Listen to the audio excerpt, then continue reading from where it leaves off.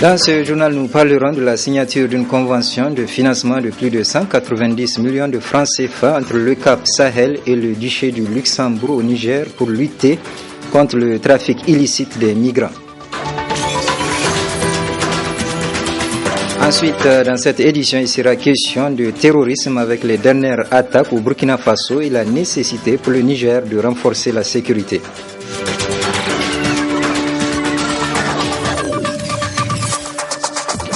Mesdames, Messieurs, bonsoir. Bienvenue dans cette édition d'information. Tout d'abord, le chef de file de la mission civile européenne au Niger, ECAP Sahel Niger, et l'ambassadeur du Grand-Duché du Luxembourg au Niger ont procédé cet après-midi à la signature d'un accord de financement de plus de 190 millions de francs CFA.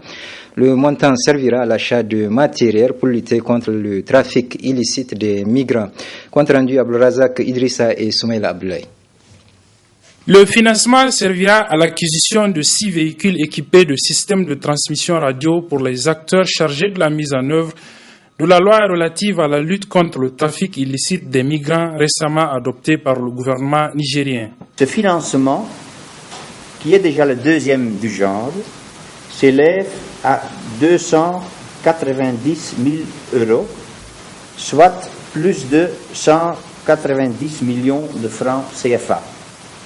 Et ce montant sera mis au profit de nos partenaires nigériens dans le cadre de nos actions de la lutte contre le trafic illicite de migrants. Je saisis cette opportunité pour adresser au nom de la mission ECAP Sahel Niger mes vifs remerciements au Grand-Duché de Luxembourg pour ses efforts inlassables qu'il ne cesse de déployer au profit du Niger à travers la mission civile européenne au Niger, ECAP Sahel Niger. Pour l'ambassadeur du Grand-Duché de Luxembourg au Niger, cet appui est une suite logique des actions de son pays en faveur du Niger. Pour nous, sécurité et développement vont ensemble à travers notre longue coopération et notre longue amitié avec le Niger. Et c'est sur cette base que nous voulons continuer à soutenir ECAP et nous nous attendons à ce que son mandat soit prolongé, peut-être élargi. Ça, c'est une discussion à faire à Bruxelles, notamment, entre États membres de l'Union européenne. Mais je crois que ECAP a fait un travail impressionnant, s'est engagé et s'est implanté comme un acteur très important auprès des autorités du Niger, auprès des États membres de l'Union européenne, mais aussi auprès d'États tiers qui travaillent ici au Niger pour la sécurité du pays. La mission civile européenne au Niger, ECAP Sahel Niger, a été créée en 2012 avec pour mission principale d'aider à la lutte contre le terrorisme et la criminalité organisée à travers des actions et des projets de renforcement des capacités des forces de défense et de sécurité. C'est récemment que l'objectif de lutte contre la migration irrégulière, dans le cadre de laquelle l'accord de ce mardi a été signé, a été ajouté. L'Afrique de l'Ouest est en proie à des attaques de terroristes. La dernière a été faite au Burkina Faso. Le Niger demeure jusque-là épargné et les mesures de sécurité doivent être renforcées. Le point avec Ousmane Sidikou et Abouakar Souley. Des attaques de rare violence. Elles portent la marque de fabrique des djihadistes et connaissent dans la sous-région une exacerbation. Après l'hôtel Radisson à Bamako, Ouagadougou récemment en a payé le prix fort, pourtant jusque-là épargné par de telles attaques. La première lecture, c'est que l'action terroriste n'a plus de frontières et que AQMI, qui semble avoir revendiqué cet attentat, est en train petit à petit de reprendre du poil de la bête, de reprendre le souffle après donc avoir perdu beaucoup de terrain au Mali suite à l'opération Serval et l'opération Barkhane.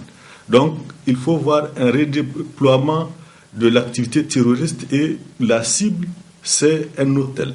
Et il faut voir ce que symbolise l'hôtel, c'est un peu le luxe, c'est l'endroit où seuls ceux qui ont les moyens peuvent y mettre pied et particulièrement donc les Occidentaux. Je pense que la principale cible, puisque la cible elle est identifiée, c'est un hôtel où ces terroristes semblent continuer leur activité macabre, donc en s'en prenant aux Occidentaux et de manière collatérale donc aux Africains qui y travaillent là-bas. Le danger pouvant provenir de là, on ne s'y attend pas. Des dispositions se doivent d'être prises pour y parer. La prévention doit prendre en compte que le citoyen doit être mis au centre de la sécurité globale. Ensuite, les différentes institutions en charge de la sécurité collective ou même de la sécurité tout court doivent jouer leur rôle. Et ces derniers temps, on parle beaucoup de la DGSE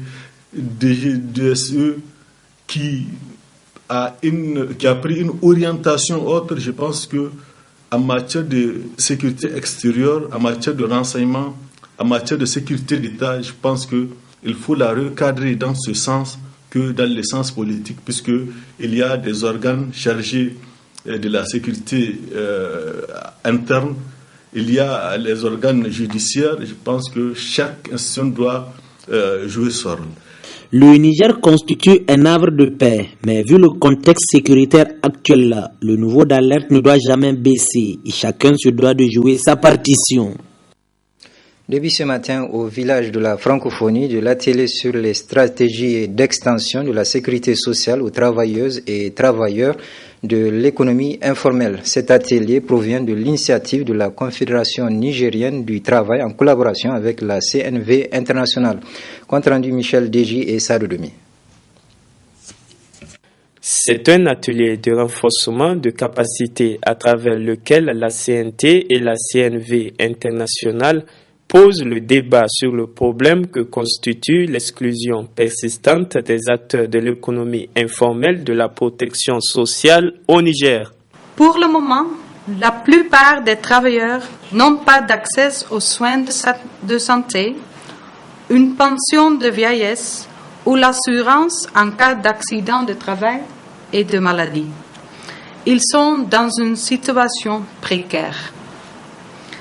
La CNV internationale a fait une étude sur l'accès à la protection sociale pour les travailleurs de l'économie informelle dans 5 pays de l'Afrique de l'Ouest, dont le Niger, afin de mieux connaître la situation. Notre tâche, en tant que responsables syndicaux, est de défendre les droits de tous les travailleurs et de contribuer à améliorer les conditions de travail et de vie. Le présent atelier, co-organisé par le Bureau Afrique de CNV International et la CNT, est composé de structures du formel et de l'informel. Coiffeuses, couturières, restauratrices, bouchers, bâtiments, bois et construction. Cela témoigne de cette volonté et se veut l'amorce d'une série d'actions de sensibilisation, de plaidoyer et de lobbying pour accélérer le processus de l'extension de la protection sociale au travers de l'économie informelle. Une initiative qui cadre bien avec les orientations du gouvernement dans le domaine de la politique nationale de protection sociale, a indiqué le ministre en charge de l'emploi. Du reste, la Constitution du 25 novembre 2010 a consacré les droits à la protection sociale pour tous les citoyens nigériens. Ainsi, pour mettre en application cette disposition constitutionnelle, une politique nationale de protection sociale a été adoptée en septembre 2011.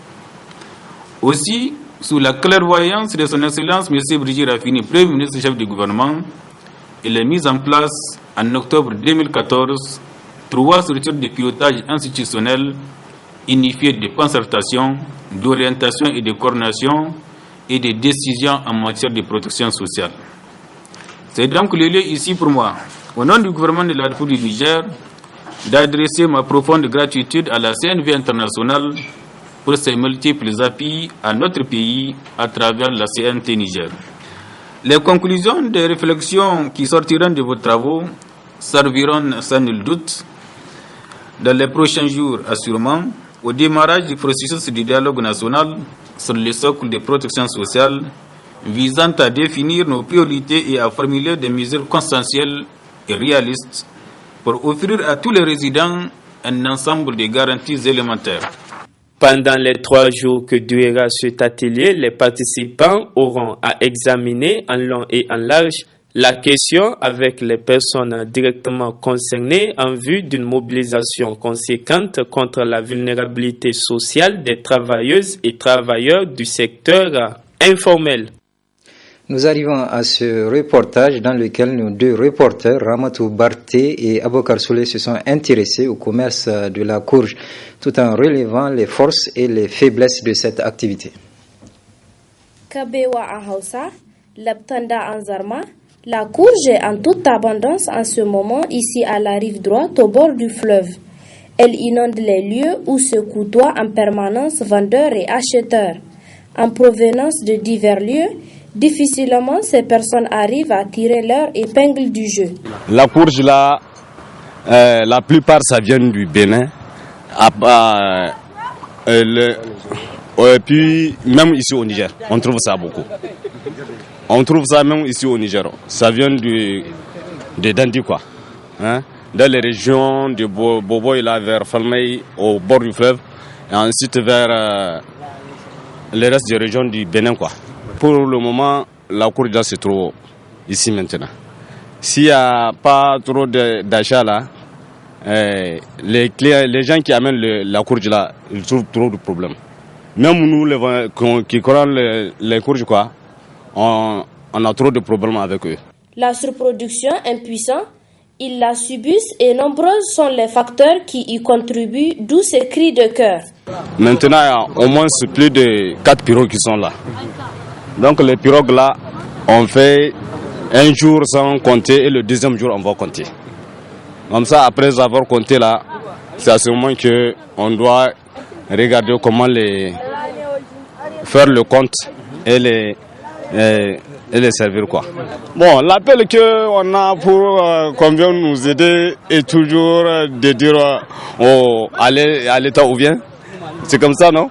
De dire à l'État de nous aider pour voir comment on doit trouver un moyen quoi, pour commencer à transporter ça ailleurs quoi. Véritable cadre d'échange et lieu par excellence du commerce de la courge.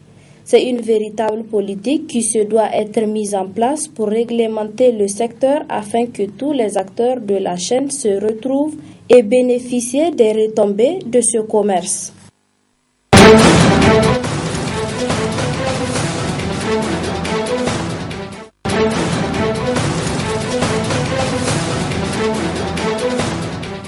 L'attentat de Ouagadougou a fait 30 morts le 15 janvier dernier. 3 assaillants présumés sont activement recherchés. L'annonce a été faite par le Premier ministre français Manuel Valls. 10 agresseurs, 3 ont été tués et 3 sont encore recherchés. Je veux exprimer à mon tour ma solidarité avec le Burkina Faso attaqué, les morts de ce pays et toutes les victimes de ces attentats terroristes. Je veux rendre hommage aux autorités du Burkina Faso pour leur réactivité et leur sang-froid. La jeune démocratie du Burkina Faso a besoin de notre soutien et de notre aide. Et le président de la République a proposé l'assistance de la France, notamment pour le bon déroulement. En Libye, un gouvernement d'union nationale composé de 32 ministres a été formé. Sa mission, rassembler les factions rivales du pays dans le cadre d'un nouveau plan soutenu par l'ONU. D'autres précisions avec Cédric Ferreira. Il y a presque un mois, jour pour jour, l'accord était signé sous l'égide de l'ONU au Maroc. Autour de la table, des représentants des parlements rivaux, celui de Tripoli et celui basé à Tobrouk dans l'est du pays, qui est reconnu par la communauté internationale. Ce mardi, le Conseil présidentiel annonce la formation de ce gouvernement. 7 de ses 9 membres ont voté pour. Problème, il y en a donc 2 qui sont contre. Il va falloir attendre leur approbation. 32 ministres ont été désignés. À leur tête, Fayez El-Sarraj, un homme d'affaires tripolitain. Ceux qui sont nommés aujourd'hui sont, on va dire, d'illustres inconnus par rapport à la période de transition des 5 dernières années. Il va falloir les faire admettre, les faire voter par le Parlement de Tobrouk, et ce n'est pas gagné. Difficile de savoir comment et quand ce nouveau gouvernement entrera en fonction, et s'il pourra s'installer à Tripoli. Martine Kobler, l'émissaire de l'ONU pour la Libye, exhorte le Parlement de Tobrouk à se réunir rapidement pour approuver ce gouvernement, une condition obligatoire pour que l'accord soit effectif. Un appel également repris par la chef de la diplomatie européenne, Federica Mogherini. Depuis plusieurs mois, les Occidentaux poussent à la formation d'un gouvernement d'union nationale pour tenter de stabiliser le pays dans le but de contrer l'émergence de l'organisation État islamique en Libye. En Grèce, les migrants continuent d'affluer sur les îles proches de la Turquie, alors que plus de 2 millions sont déjà arrivés depuis le début de la guerre en Syrie. Les autorités grecques s'attendent à une année 2016 qui va battre tous les records. Julie Chouteau pour le récit. Des vêtements chauds pour survivre aux températures hivernales. À peine arrivés sur l'île de Chios, les migrants sont équipés par les bénévoles. Premiers servis, les plus fragiles comme les enfants. Une fois les bonnets et écharpes enfilés, les nouveaux arrivants sont transférés vers le centre d'enregistrement dans l'enceinte du château médiéval.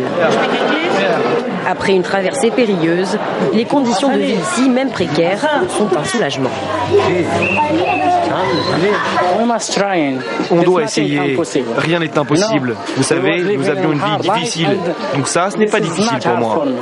Cet accueil est rendu possible par les autorités grecques, mais aussi grâce aux efforts des organisations humanitaires et des habitants de l'île. Confrontés à cette situation sans précédent, ils sont devenus bénévoles. Nous avons vu leur anxiété, mais nous avons vu aussi leur joie à leur arrivée. Nous les avons vus se mettre à genoux et embrasser la terre parce qu'ils étaient arrivés en vie. Ils souffraient, ils s'enlaçaient. Tout ça ne peut pas vous laisser indifférent. Malgré la bonne volonté des habitants, le maire de Chios est inquiet. En octobre, en novembre et en décembre, nous avons eu davantage d'arrivées à Chios que sur l'ensemble de l'été. Nous avons eu environ 20 000 arrivées par mois.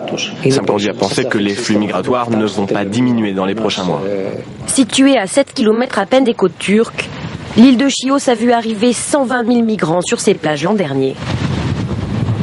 Ce journal est à présent terminé. Merci de l'avoir suivi et je vous souhaite de passer une excellente soirée.